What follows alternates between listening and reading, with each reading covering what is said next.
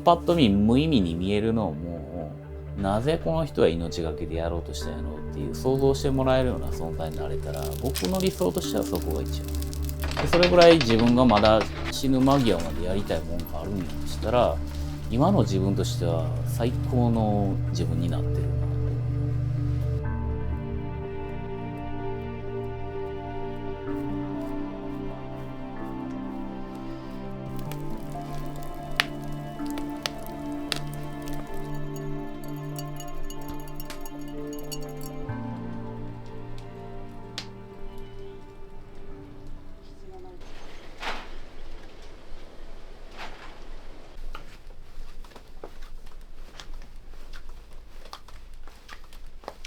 これをこう真冬の2月の夜中2時とかにやってるとこう氷のようにするんじゃないですけど、ここ空気が抜けるとこの辺りに空気が来てパチンって弾ける時とかがあるんですよね。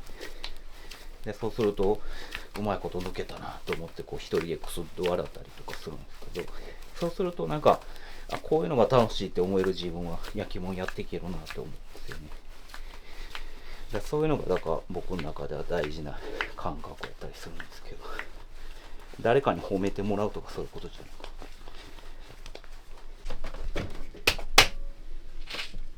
これヘイスタックで作ってきたメインシューメインシューにヘイスタックっていうクラフトスクールがあって、でもともとこの牛ベラっていう道具になるんですけど、これは慶徳鎮とか中国の道具なんですね。でそれが日本で有田とかに伝わってきてて、でその有田で使われている道具を僕の師匠が若い頃に習ったんです、使い方を。で僕は教わったので、信楽ではあんまり使ってる人がいない牛ベラ使う人になってるわけです。でこれをアメリカ行った時に普通にこう使ってたら、それなんだっていう話になって、俺たちもこれ使いたいから一緒に作ろうっていうことになって、で隣にあったウッドショップでみんなで10人ぐらいで牛ベラ作って、で牛ベラのワークショップやったんですよね。でその牛ベラを使ったロコロを今やりますけど、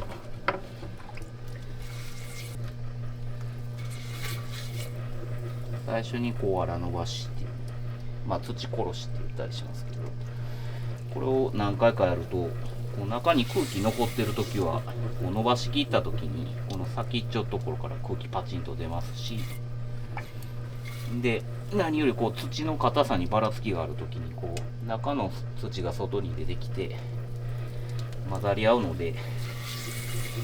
均質になるんですね。で何回か土殺しをしたら、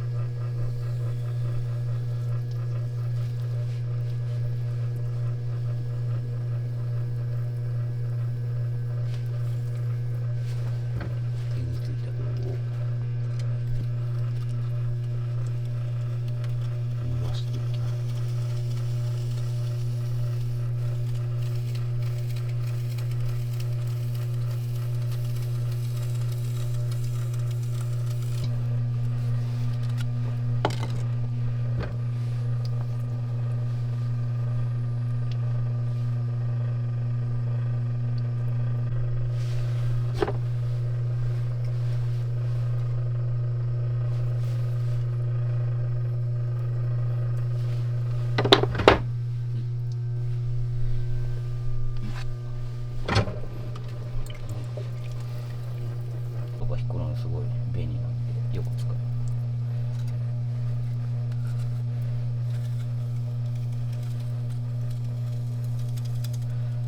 今度はちょっと小鉢みたいにし持ち方を変えて膨らますように伸ばして倒します。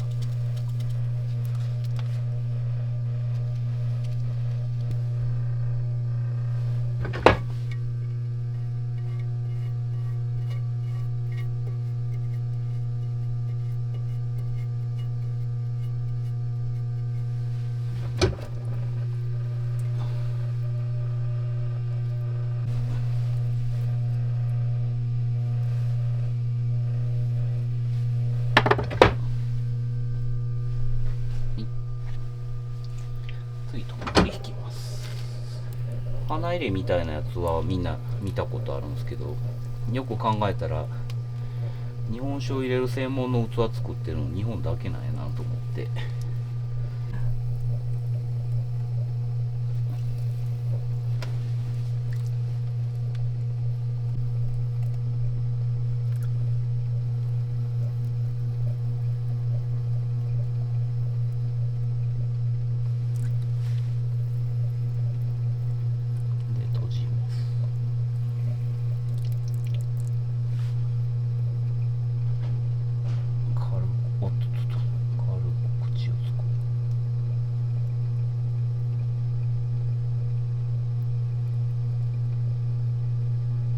今度だと手が入らないので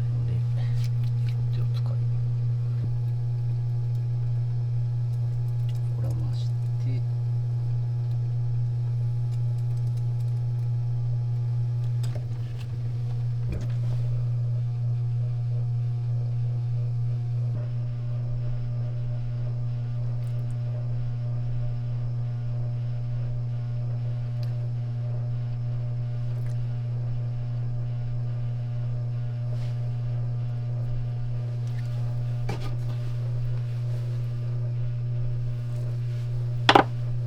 でやってることなんですけど、ろくろを使って物を作るっていうことは、特に電動ろくろみたいにその強制的にこう正確に動くもので人間が合わせて作ると、どうしても速度とかこの中心からこう離れないんですよね。ずっと同じ調子でできてしまうから、ろくろの回転よりも人間が早く動く。そうするとそのろくろの調子から外れていく。わざとこう速度よりも速く動くな、口戻っていくと。でそれでもやっぱりこの中心線から離れないので、どうしたらいいかなと。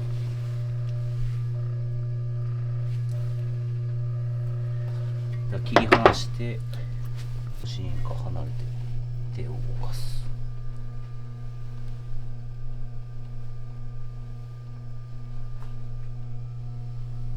面白い。でそっと置かずドンと置いて、こうするとそのろくろの調子から外れた面白い踊ったような形っていうのを海外の人に見せると、なんでそんなことするんだって言ってびっくりされるんですけど、じゃあやっぱほんなら正確にその機械と同じようにこう作ったものと、人間がこう触ってみたいっていう感性に訴求するものは違うと僕は思うっていう考えて作ってますっていうふうに話すと、みんなろくろってなるとそのいかに上手に早く弾くかっていう話にしかならないんですけど、また違うその見方ができたっていうことで喜んでもらえる。でもともと僕10年もろくろ師として働いてたから、正確に早く薄く軽く弾くことはできるんですけど、やっぱりそこがやっぱりその職人と陶芸家であることの違いになってくるかなっていうふうに思います。違いいですし、でそういうのでやったりしますね。最後こうでっかいとこ弾くか。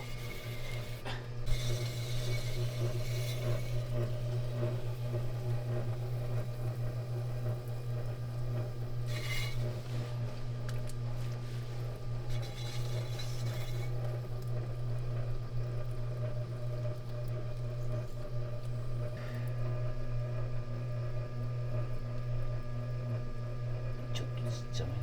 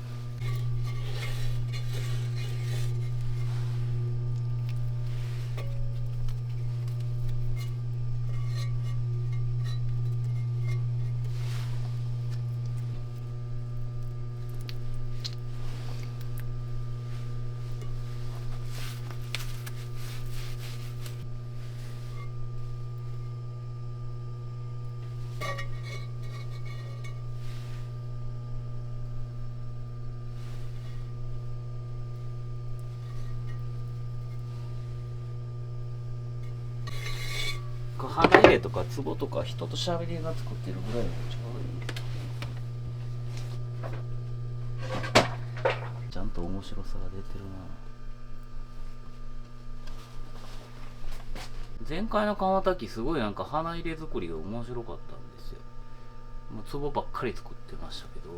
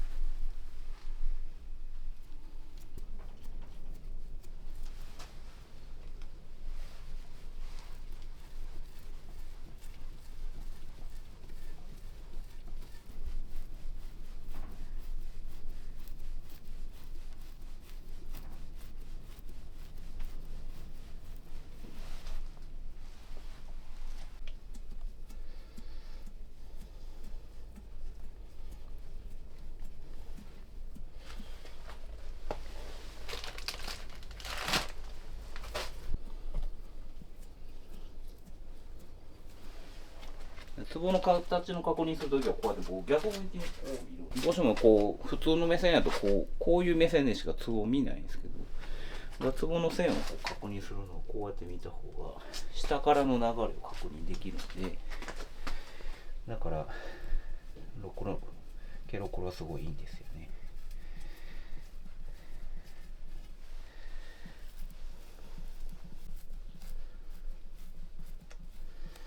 でもまあ土を選ぶ時点からですけど、この壺を作ってる時も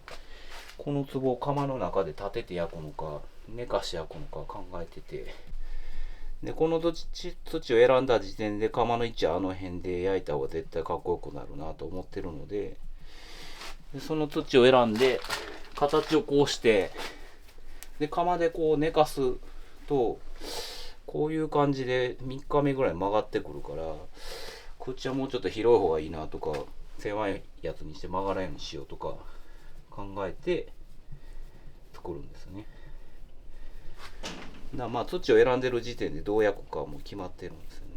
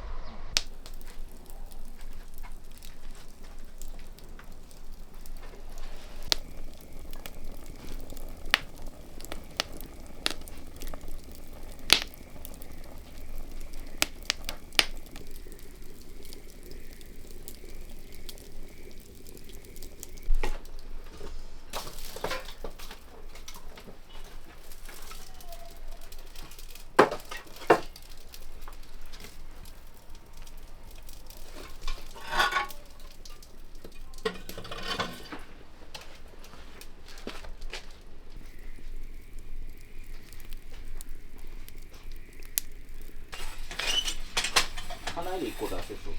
ですね。じゃあ次で花入れ1個出します。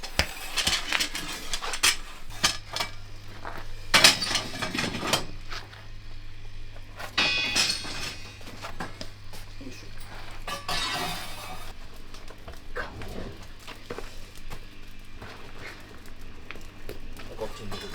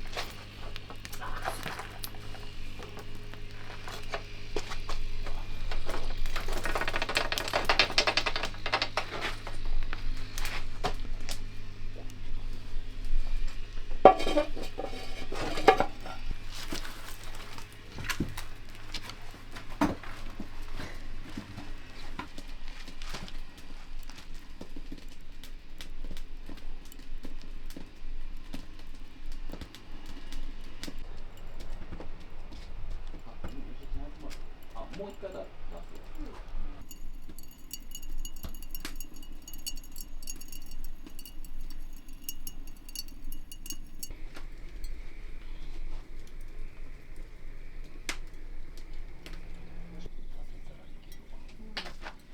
まあでもかなり取れたからよかった。でっかいイチョウまだある。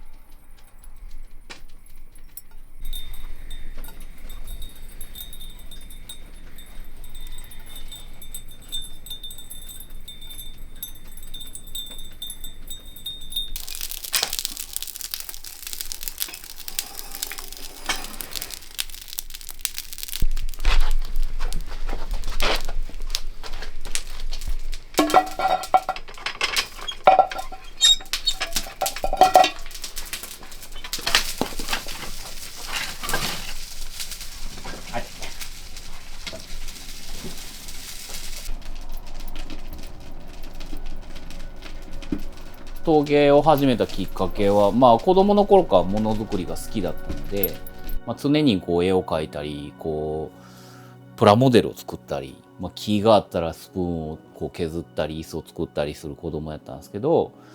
まあ進路を決めないといけない時期になった時に、たまたまその信楽で今陶芸の森っていう施設がありますけど、その施設ができることで、その陶芸祭っていう世界陶芸祭っていうのを銘打って大々的にこうフェスティバルをやってたんですね。でその時にまあ僕はもう大阪にいて、ね、何の工芸もそのアートも関係ない人やったんですけど、まあテレビを見てても普通に陶芸っていうのがこう映像として見れるっていうタイミングで、その時にその陶芸っていう言葉を初めて聞いたんですよね。で信楽っていうのはまあ結構その行けるぐらいの近さにあるんで行ってみようかっていうふうに行ったのが最初で、その時にまあ縁があって出会えたのが師匠になる古谷信夫さんっていう、まあ今は古谷製陶所さんすごい人気の窯になってるんですけど、そこに、まあ、家族でやられるとこに最初に入れてもらえたっていうのがきっかけですね。そうですね。本当に大阪のその商店街のすぐそばのね、駅に大股で20歩で行けるマンションで育つと、ものづくりっていうのがもう全く周りにはなくって、僕の周りにものを作ってる人は一人もいませんでしたし、で、自分自身はなぜかわからないけど、ものづくりが好きっていうことで、それを職業に置き換えてみると何かって言ったら大工さんしか思い浮かばないわけですよ。で、大工さんになれたらいいなっていうふうに思ってたんですけど、その時にそのものづくりの一つとしてその陶芸っていうのがあったのを知って、一度見てみたいっていうふうに思って、最初は見に行くつもり。で、もっと言ったらその先に、その富山には大工の大学校っていうのがあって、で、砺波っていうところには欄間職人って言って、一刀彫りでその欄間を作る職人さんもいるっていうのが知ってたから、本当は信楽を見た後にその富山の方の木工の方に行けるんじゃないかっていうふうに思ってて、その前に陶芸を見ておこうかなっていう感じで来たのが最初やったんですよね。で、ところが師匠に出会って陶芸ができるようになって、最初に土触った時の感触がもう全く自分の思ってたものと違って、ものすごい面白いものを見つけたなと思ったし、で、陶芸の良し悪しなんか当然その頃全くわからないんですけど、最初にその面接してくれたその古谷信夫さんとその奥さんがものすごいいい人だったんですよ。だからこの二人は絶対僕を騙したりしないなっていう、もう人柄が好きになったのでそこにいたっていうことです。で、最初の数年間は本当に何もわからないですけど、その人たちがいい人だったから続けていけたのであって、多分古谷さんに出会わなかったら陶芸もそんなに長く続かなかったと思うんですよね。そうですね。やっぱ自分が好きなものができてくるっていうことと同時に、そのものづくりっていう仕事につけてよかったなだけでは続けていけなくなるんですよね。で、その自分が好きなものっていうのは明確になっていく中で、その信楽には焼き締めって言って、釉薬をかけないで薪窯で焼くだけなのに、いろんな作用ができて、いろんな景色が生まれる焼き物があるっていうのがわかるわけです。で、その思いがこうでき始めた頃に、自分の中でその焼き物にしようっていうふうに覚悟を決めた瞬間があって、で、その次にその焼き物をやるにあたっては全国にこれだけの産地があって、で、その中でも好きな個人作家もいるっていうことで、その人たちに会っていくっていう時期が来る。で、最後にその出会ったその唐津の陶芸家のところに行った時に、で、君はこれからどうするんだって言われた時に、僕はその縁故もないしお金もないので、今やってるそのろくろ職人としての技術を使って、で、少しずつでも貯金をして、40歳ぐらいになったらその自分が憧れてるその穴窯っていうのをやりたいって、その人に正直に言った。で、そしたら、もうそんな人のろくろを引くようなろくろ職人はすぐやめてしまえって言われて、で、その上でそもそもその穴窯が君はやりたいと言っている。で、信楽は穴窯焼き締めっていう素晴らしい焼き物がある。それなのになぜ君はそれをやらないんだって直裁に言われて、やっぱり人に説得できないような状態に自分はあるなと思って、やっぱりまっすぐに自分がやりたいと思ってるものに一回トライしてみて、もうできなかったら諦めて、陶芸自体はもうやめてしまえばいいやと思って、それから本気でその土地を探したりとか、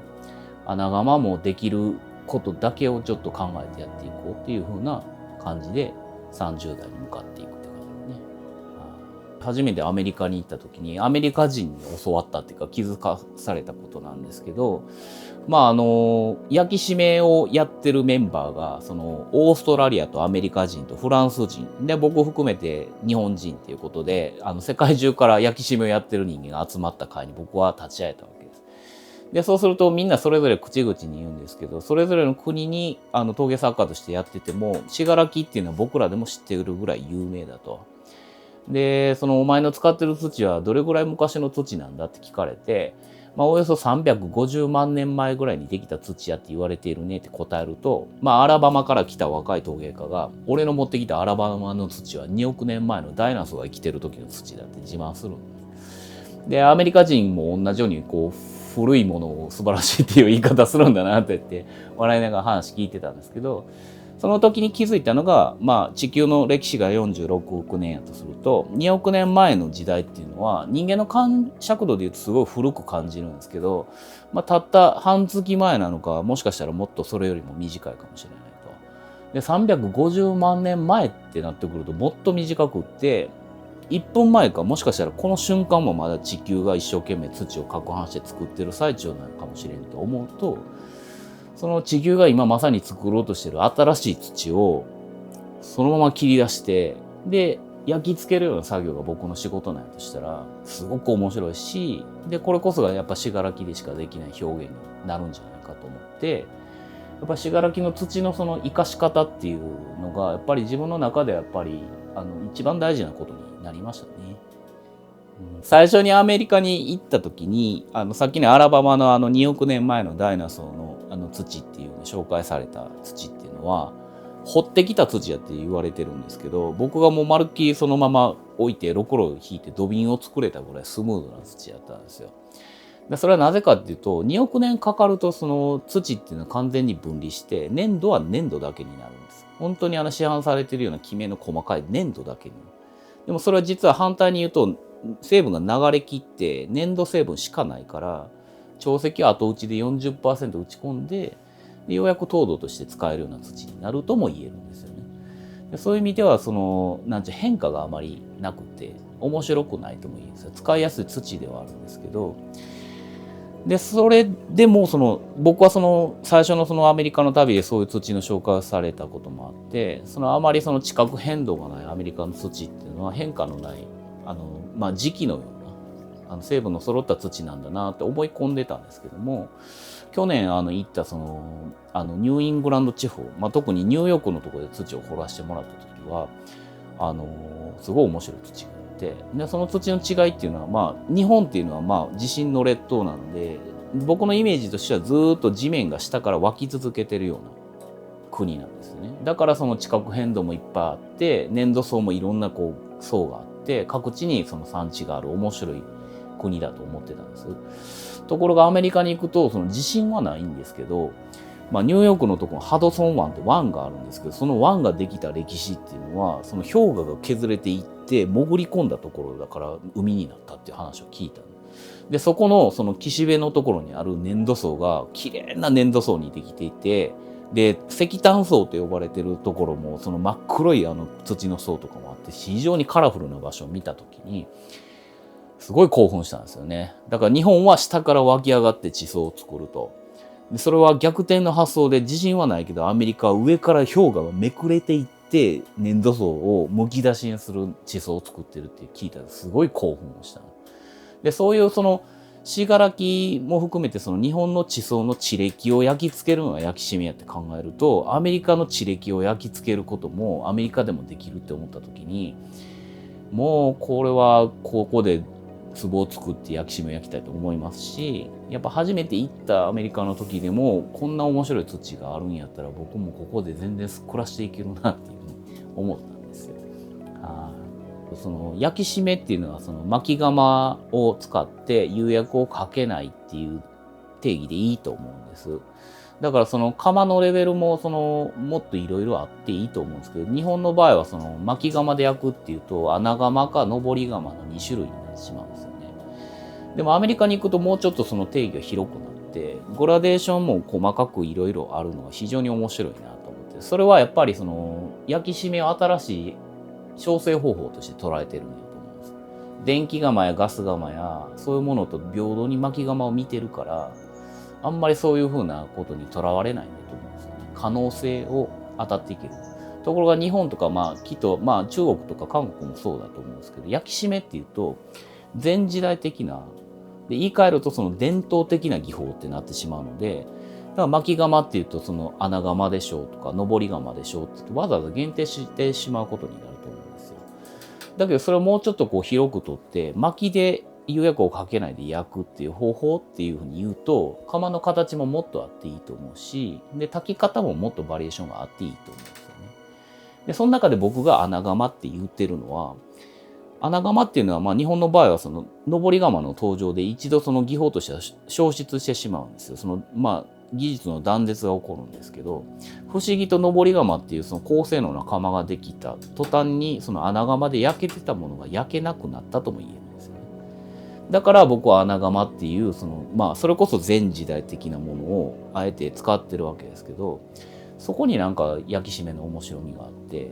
もしかしたらその巻き窯で焼くことに便利さとかその効率っていうのを求めると、面白さっていうのは同時に失われるのかもしれないと思うんですよ。どこか不均衡なものとか、どこかその人間にできない理解できないような不可思議なものを残しておくと、それがこう焼き締めっていう場合は作品に焼き移すことができるっていうふうに考えているので、だから穴窯もいろんな実はその工夫をしてその便利に炊けるようにしてる窯もあるんですけど、僕はもう極力そういうのを除外して、もうシンプルに何もない状態で焼くっていうふうにしてる。まあでも僕はろくろ師として信楽で10年ぐらいやってた経験があるので、まあいろんな、まあ最大でその5軒ぐらいの窯元を渡り歩いてろくろ師としてやってると、まあ内側だけにろくろ目を残せとか、外側だけにろくろ目を残すとか、ろくろ目を全く出すなとか、まあろくろ目は全面に出せとか、薄く引け厚く引け、いろんなリクエストで引くっていう経験ができて、でろくろ技術に関してはいろんなことを経験させてもらったんですけど、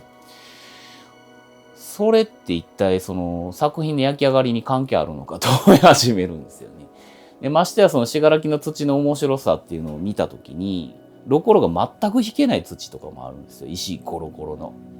でそれをこう人間に合わせて石を取り除いてスムーズな土にして、でろくろ引けたからとて、それは一体結果として何の意味があるんだろうと思う。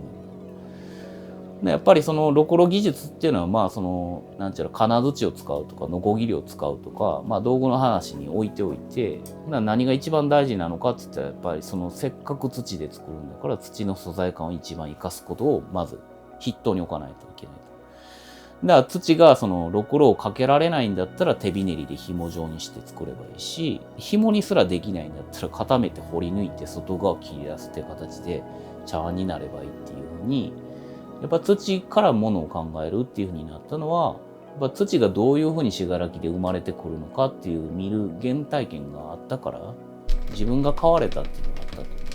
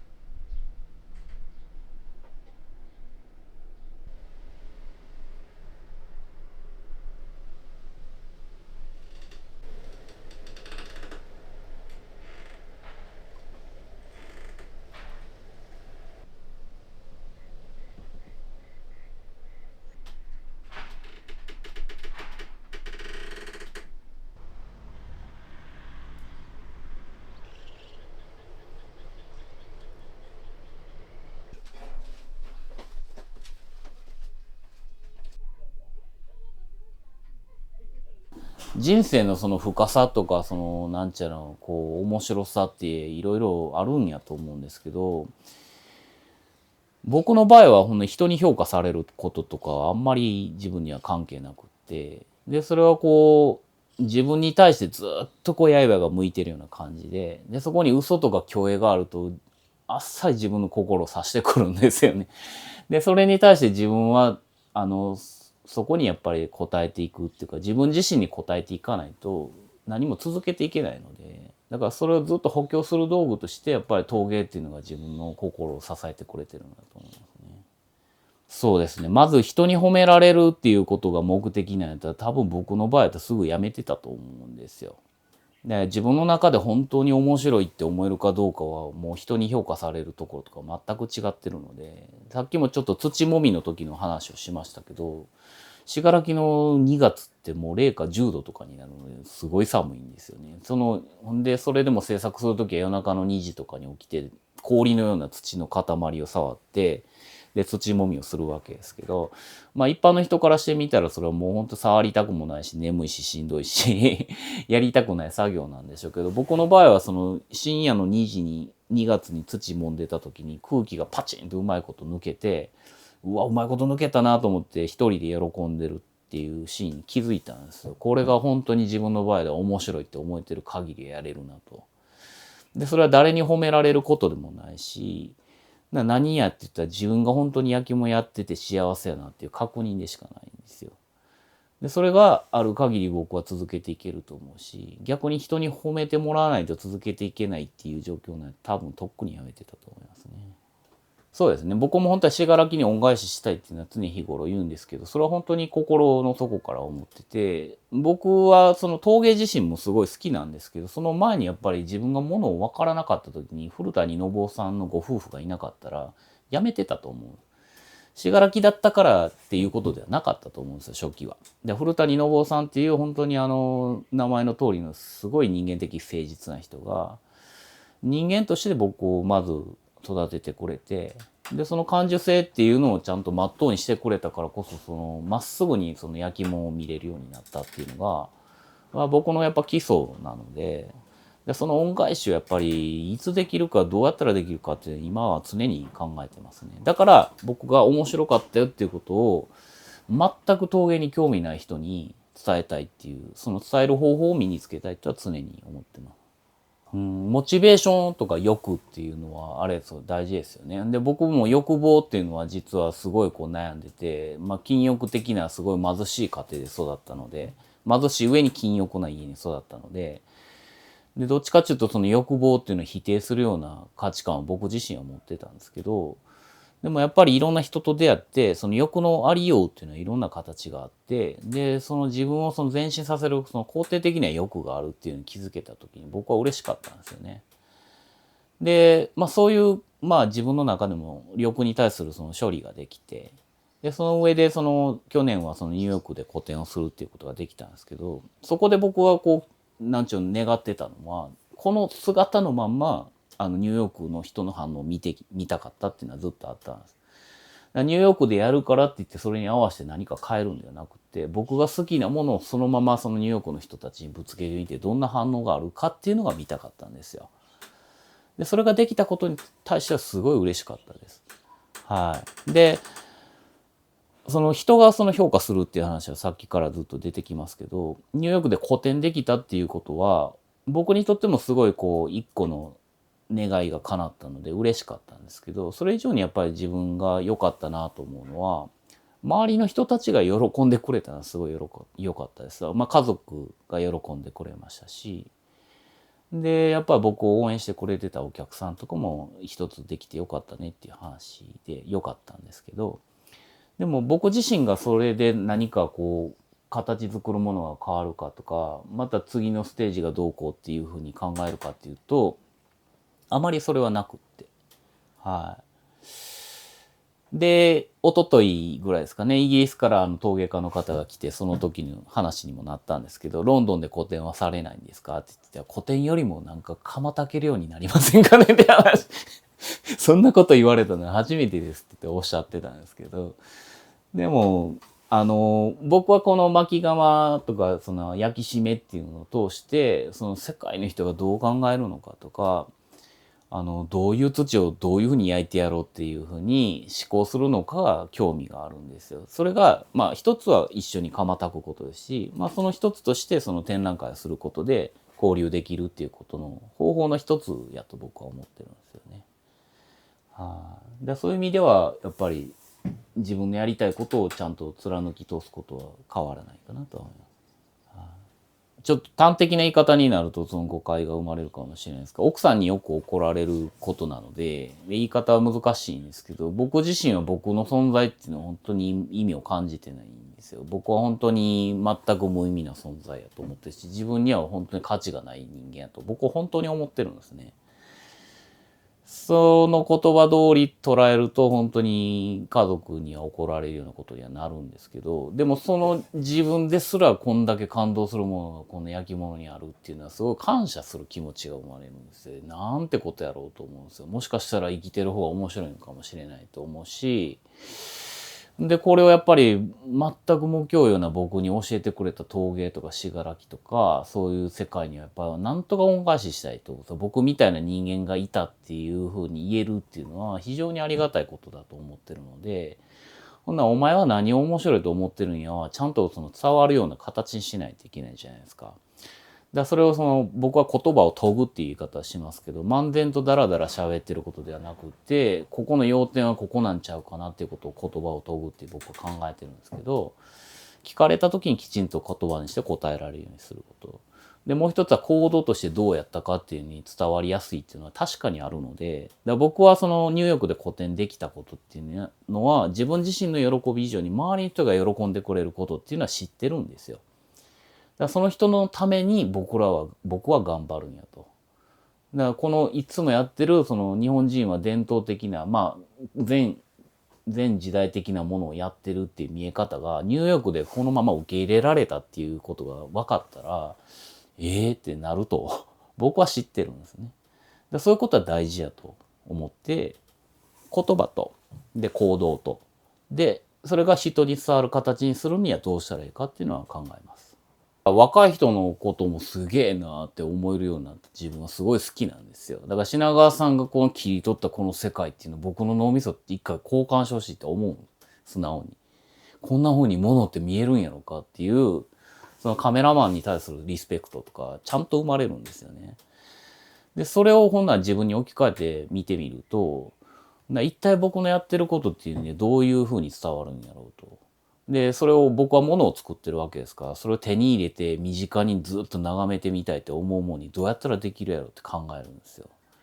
でもそれを助けてくれたのは僕の脳みそ一個ではなくって、品川さんみたいな作り手と出会うことで分かったことも多いですし、で、お客さんに教わったことも多いんですよ。これがやっぱりプロとアマチュアの違いやと思うんですけど、